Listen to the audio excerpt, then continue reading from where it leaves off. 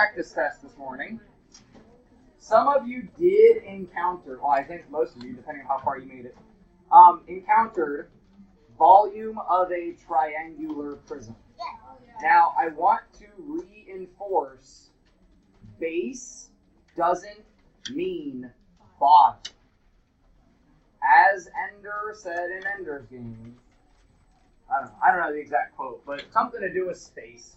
There's no up, right? So in geometry, there's no up. Well, we make an up, but there's no up that has to happen. So when we talk about a triangular prism, what you saw on the test this morning was oriented like this. Now, somebody asked you, what's the base of this shape? Your answer is triangle. It does not matter which way this is facing, flipped, turned, colored, whatever. If it's a triangular prism, which we talked about, any prism is a shape stretched to itself, which if we put it upright is the bottom and the top, but it most often won't look like that. And they do that on purpose. Because when we go to find the volume, we need the base, / Braden, we need big B, right? So that would have been your strategy on the practice test this morning. Find a triangle area and then multiply it by how long it is stretched or how far it is between the two bases. So we take this idea and we push it even further, and we can use it for any shape, right? So yesterday we talked about pyramids and cones and being a third relationship, right? We also brought in spheres, and I think we've done a little bit with cylinders, but for some reason people get scared of round objects. It's like cylinders are fine. Cylinders are a prism also. Okay, it's a cylindrical prism or a circle prism, which sounds messy. So we called it a cylinder. If we want to make a pool for the Myrons, now I'm immediately jealous because I would definitely love a pool. Right now I just have a pond in my backyard. Thank you, Mother Nature. We're going to make this pool for the Myrons, and they're going to do this really cool thing where on the ends it's perfectly spherical, like half sphere, and across the middle it's like perfectly cylindrical, right? So round walls, which would stink if you got trapped in the bottom, like when it was empty, like trying to run up the way. I can just imagine it being a lot like a warped wall. But then they start thinking about water. Right now, you wouldn't fill a pool out of the tap because one, that's filtered water, and two, you pay for that. You pay for your water. So a lot of times, if you want like water that's not filtered and that you might not have to pay for, use fire hydrant. Right? So I haven't ever told this story. My high school natatorium, which means the place where the pool is, they fill that with fire hydrant. First time I ever realized that water's dirty, really dirty. Like you couldn't see through the water dirty. Yeah, like once they filled the pool, it was like, I'm not swimming in that. So the Myrons want to know, what volume is the pool going to take? So I want you guys to use your amazing problem-solving skills. This isn't going to be straightforward. You got to figure out how to process through this problem. So how are we going to figure out what volume it needs? Because the part at bottom isn't going to help us at all. Because if we're being technical, the bottom is the line at the very bottom. That there's a line across that is the lowest point in the pool. That's not. We don't care about that. We got to realize that pool is part cylinder, part sphere. I will write a couple formulas up here in case you don't remember them. But aside from that, you're going. You got, let's say, 5 minutes. I just realized Wait, that's the argument is wrong this morning. what?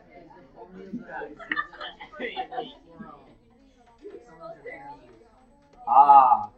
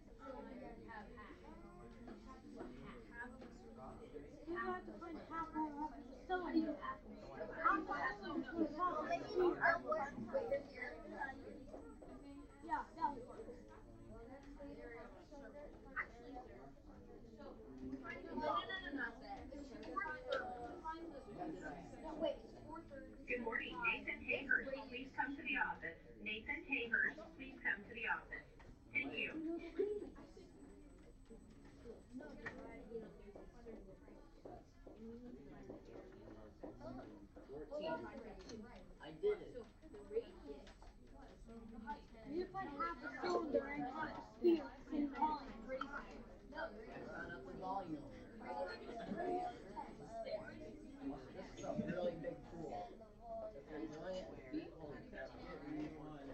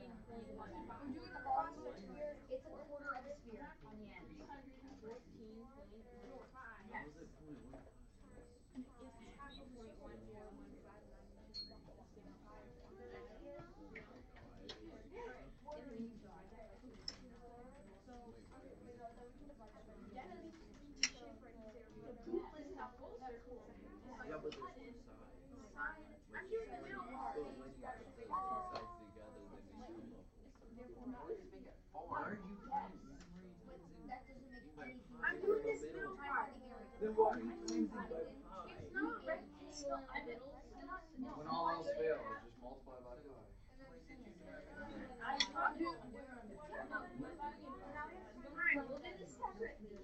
They were arguing about why you multiply by 5. When all else fails, multiply by 5.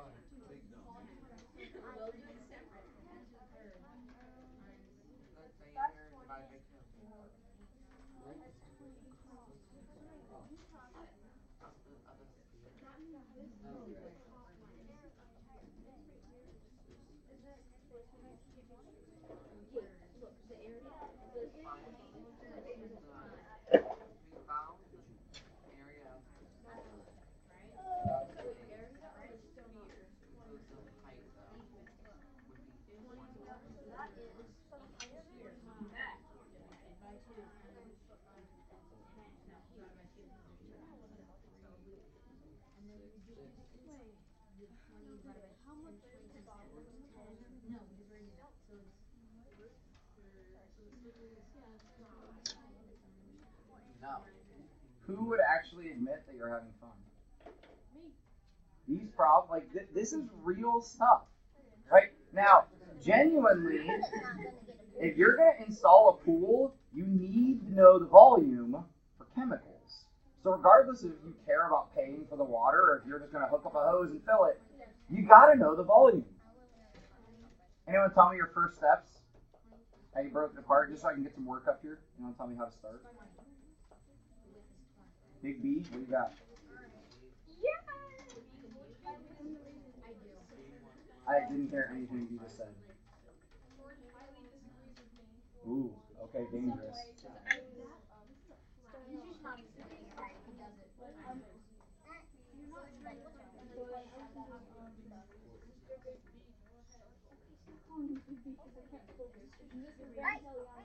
Okay, Big B. Alright, so you know the pool has if you cut it, Yeah. then there'll be a 2D half circle is like our base. Okay.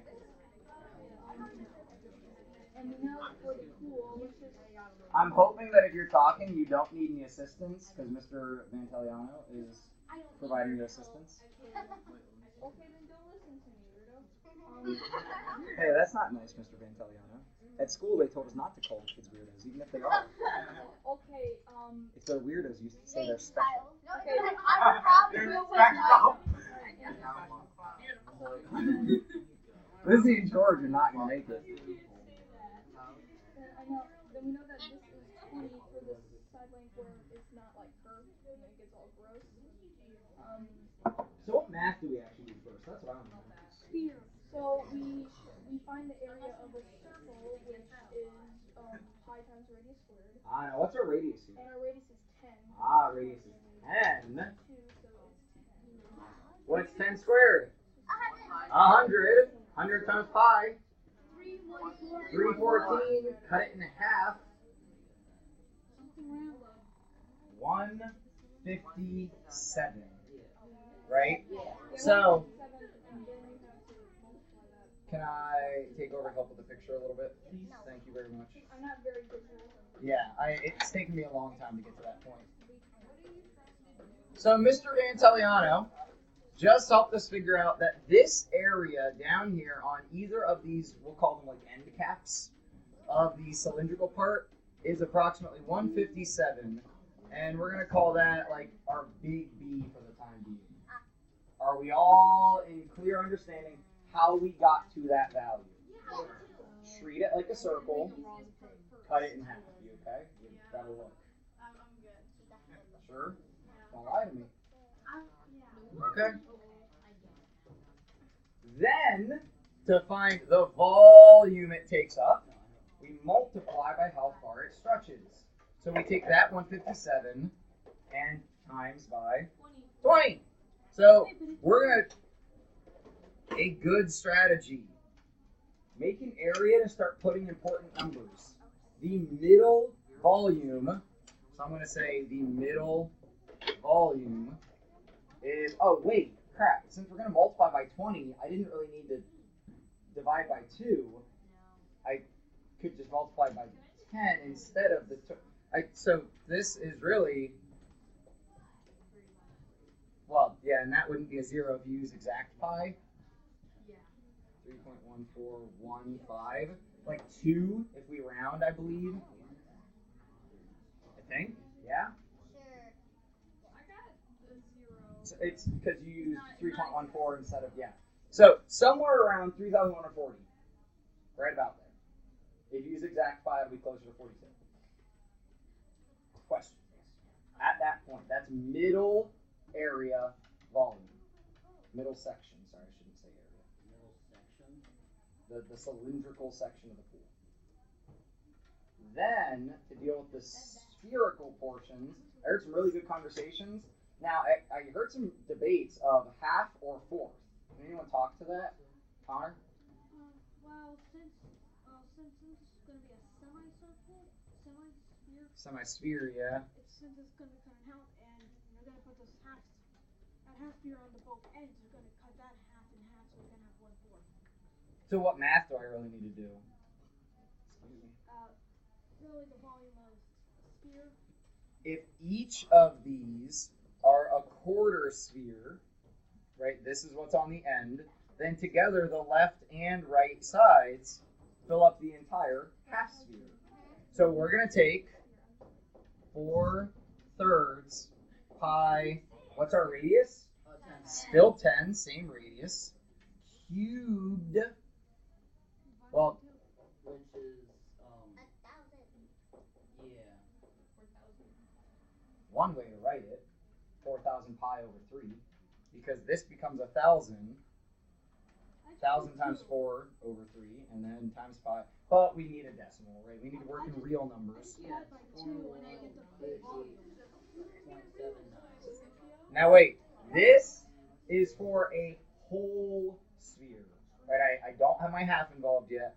So if we do this, I want to double check that we haven't hacked it yet. So I'm going to do this. No, we haven't. You haven't? Okay, what do you get? 4188.7. Oh, that's good enough. It's, yeah, at this point, we can round because, I mean, we're talking about big numbers here. Divide that by 2, and now my outer volumes. Yeah, 2094. So, that we took the area of the base and multiplied it by the 20. So this half circle on the end cap, that was about 157. And then we multiply by 20 to find that volume. At least if my math's good.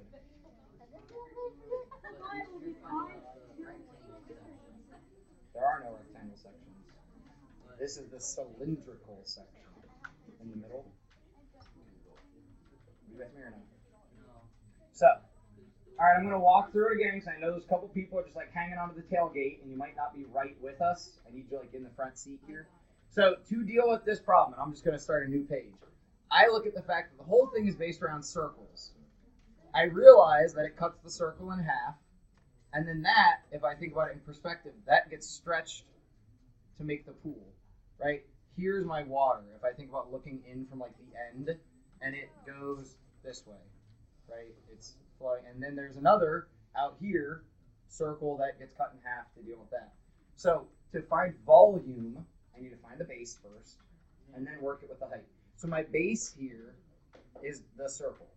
So I start with pi times radius squared, which is, well, radius is 10 in this case.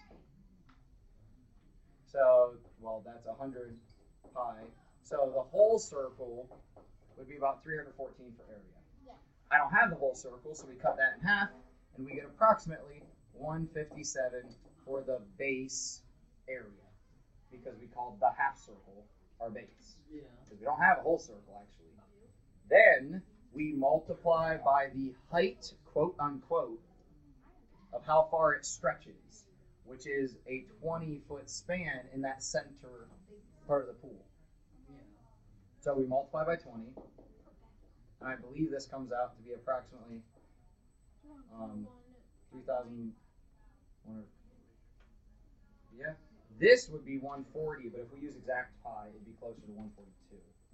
That's where our 3,140. I'm seeing it a different way. Okay. I mean, no offense, but if you're not getting this number, it's probably an incorrect way to look at it. So help me understand what you mean. So if you take a look at the side view, if you cut it up right, there's two 1/4 spheres and one rectangle. But that's not a rectangle, actually. That's part of a cylinder. You are looking At the top one. You're looking at this, and in 2 dimensions, this section looks rectangular, but it's not. It's got a curve running down the side. So that's where the side view's dangerous, is you're looking at this portion here from that side view, thinking it's a rectangle, when really it's this section, and it's rounded. So my base can't be rectangular, my base has to be from the circle.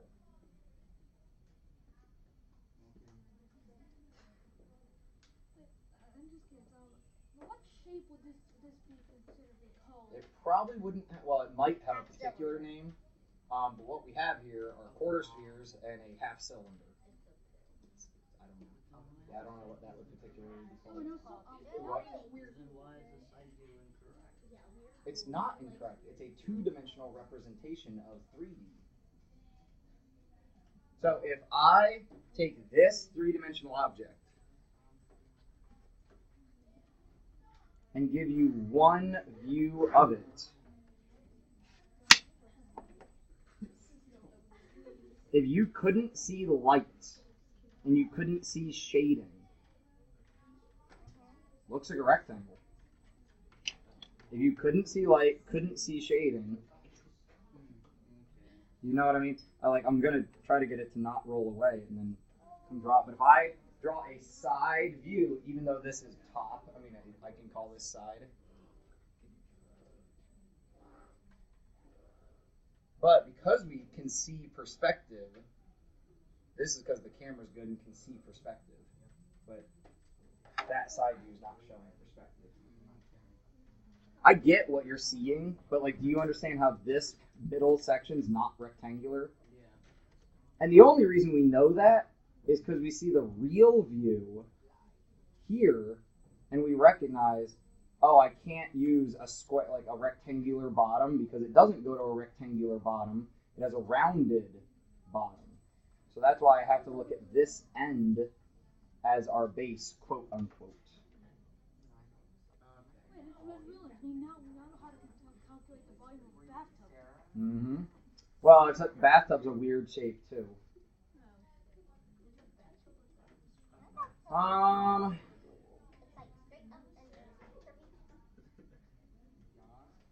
Yeah, we are able to process through this, but we already know that.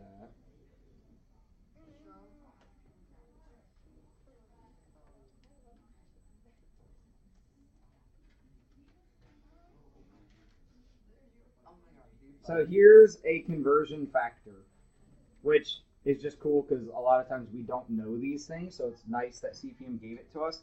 Go ahead and jot down on your paper 0.1337 CF, meaning cubic feet, or you could label it feet with a little 3, equals 1 gallon. Now we still need to add up our total volume, but that was, we were working in feet, right?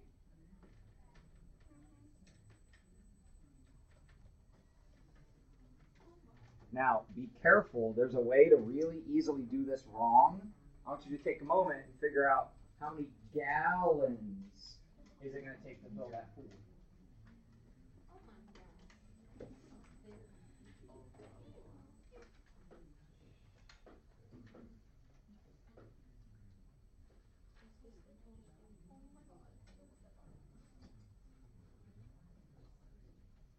I think about 5,236 is our total.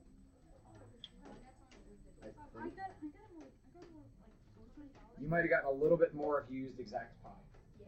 Yeah, if you use the pi button, you'll be a little bit more than that. Oh, I got that. You know, that's with exact pi. That is with it? Okay. Yeah. What's exact pi? I got like 5. Oh, that's yeah, you're right. If there is leaks of It's close enough. That's a lot of gallons.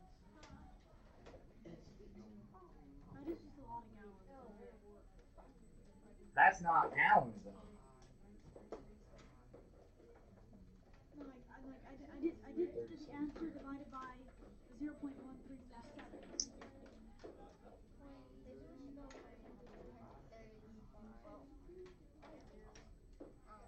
Should our value be going up or down for the number of gallons? Now wait a minute. I have people yelling both things and both parties sound very confident. If we think back to our stoichiometry, thank you, Mrs. Bickle. Mrs. Bickle from high school. Stoichiometry was the study of like unit conversion. Hey, Michael. Thanks. I have feet cubed. Have it, right? That's what we start with. I could put it over 1, make it a fraction. I want to end in gallons.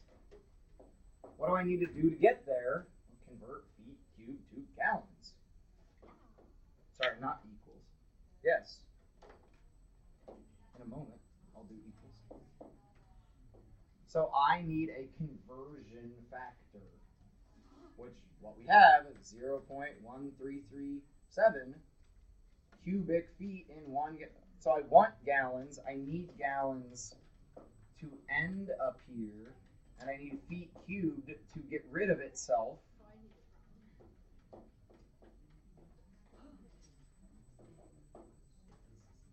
There is 0.1337 feet cubed per 1 gallon. That's how we do the conversion factor. So when we do this math, what do we get?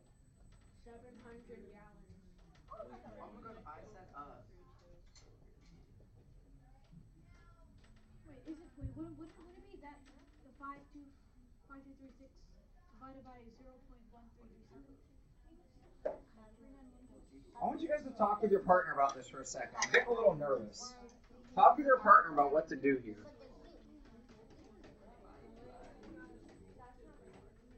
I can see why you multiply now. Okay. Wrong. Oh, I was right. I 6 times. Guys, we're not trying to ask the question of do I multiply, do I divide? They're the same thing. You can multiply straight through, but then you get a fraction, and a fraction is division. As the math we're doing, what you type in your calculator, 5,236 divided by that small number. When divide by a number less than 1, you get bigger. This should be 39,162. Instead of calculating it, I just pulled up the answer sheet. If you got this wrong, take a moment to figure out why.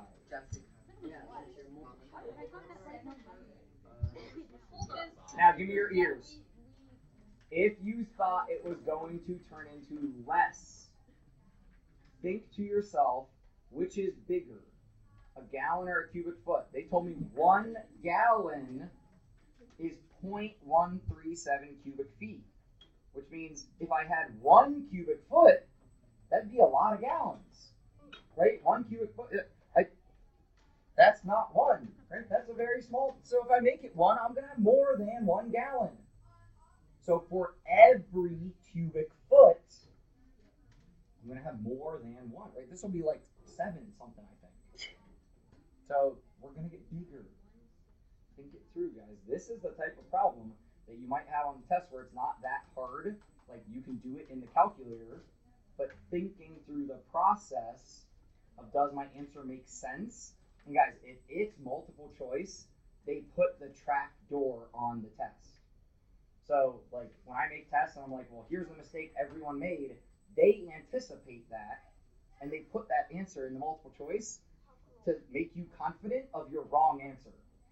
You're like, oh yeah, it's one of the options. I must have got it right. All because you got an answer that's on the test. Please don't trust that. Please trust your math. Don't trust that it's one of the answers. Now, I'm not trying to freak you out, but I am just trying to say, like, all because it's on there doesn't mean it's the right answer. All right, now, this is the stuff I start to think about. Can I go to the grocery store while the pool's filling? Right? No joke. Like, so, did I tell the story about my neighbors? Okay, we got time. By the way, I used to have a math teacher who, if you asked him the right questions, half a class would disappear. Because, like, his stories. So, I go out in my backyard one day, and I'm like, man, it's wet. Like, this sucks. But my backyard is like a pond right now because I'm the lowest point of, like, 5 houses. That's a summer project I got to deal with. And I'm like, man, okay, it's wet, it rained, whatever. Go home for the weekend, come back on Sunday, because we went home Friday. My backyard's even more wet. Like, what the heck? It didn't rain. Like, I was camping all weekend. Like, this doesn't make sense. Maybe somebody's sump pump was pumping water out from beneath their house, and, like, maybe that happened. So, so I go out there and I put a brick in the yard right where the water is, because I have, like, standing water. Wake up the next morning, water's even closer to our house. I'm like, what is going on? I go to my neighbor's yard. His yard's totally wet. I'm like, okay, Gabriel's yard's never wet. I go to the next neighbor's yard. Why do you know it? Because I'm investigating why the heck my backyard's turning into a pond. Wait, how do you have access to the You open the gate and you what? So I know Gabriel. I do the yard work for my one neighbor, but then 2 doors down, I knocked on their door. No one's home. And I had actually knocked on their door like the day before, trying to figure out, like, hey, is everyone's yards wet? Like, what's going on? They had left their hose on and went on vacation. They had a watering hose, if you know what that is. It's like a weeping hose that just, like, sprays mist or whatever on their plants. They cranked it up right before they left, thinking, like, let's water our plants before we leave. And they left. Now, so I go into the backyard, I turn off their hose, And oh my god. back door's open. So I'm like getting sketched out because the back door's open and no one answered, so I call the cops. Right? Like, this is what you do. When things seem sketchy, you call the police. This was the coolest interaction I've ever had with police. So Columbus PD shows up. They send 2 cruisers, because they always send 2 cruisers. So they come around the backyard with me, and they're like, "Are you into the home?" I'm like, "No, like I'm not trying to trespass." They go in the house. They check the whole house. No sign of, like, break-in or anything. The back door latch was broken. They come over to me and they're like, "Hey, give a drill. We're gonna fix their door for you." The cops fixed these people's door. The one cop was fixing the door while the other cop's writing a message, like a note saying, "Hey, this is the Columbus Police Department. You left your hose on and we were in your house and died." So, one, police officers are awesome people. Like, don't be afraid of, like, "Oh no, it's the police." Like, police are cool.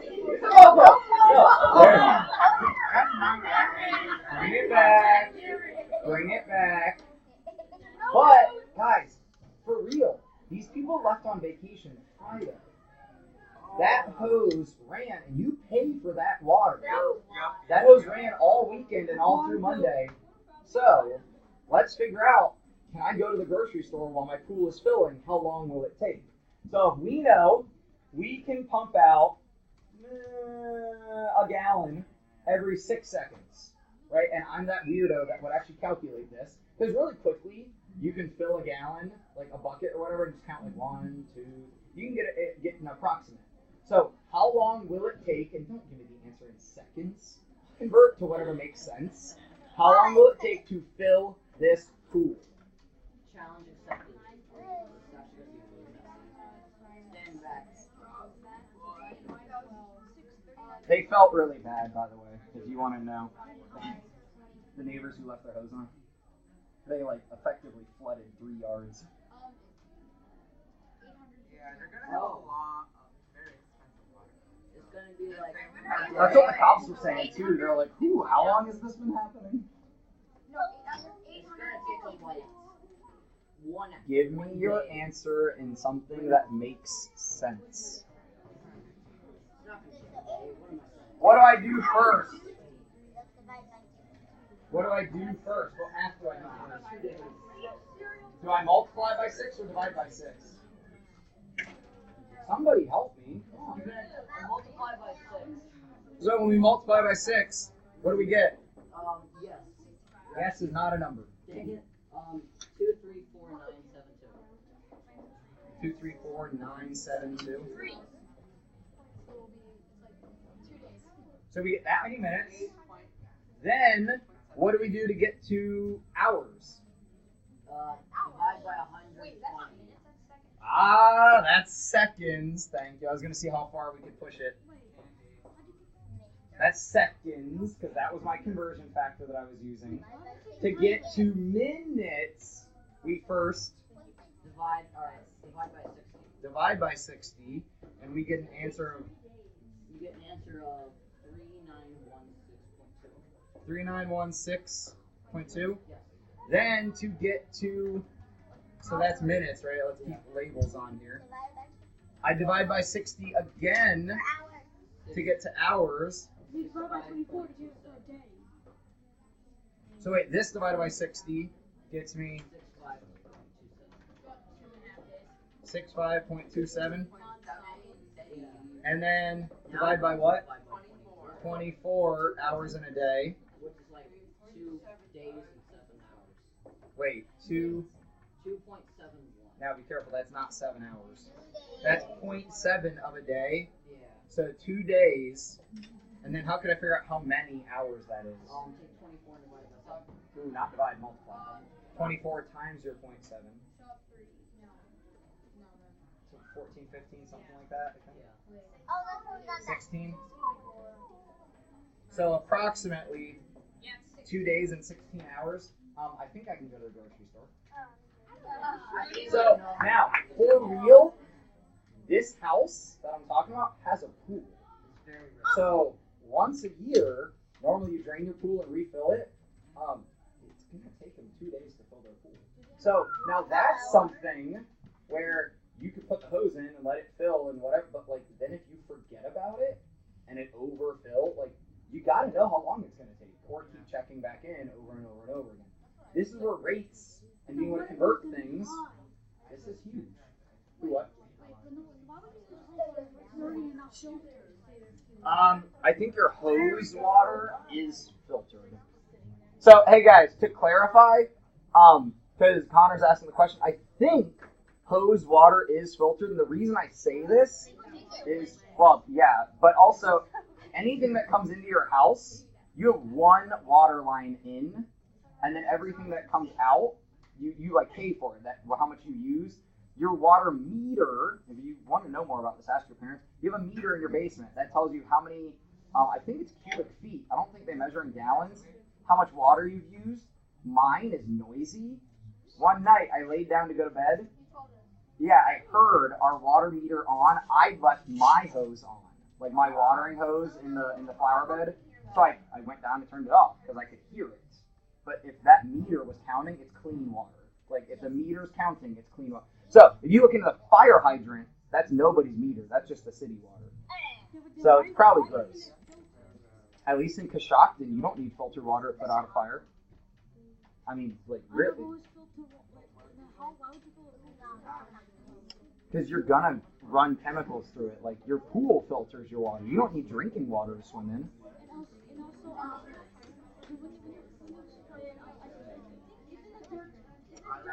You can start your homework, guys. Is it from the dirt that comes off the wall? Do you feel it, or from the hose itself? Probably both, honestly. All right, there's your first couple questions.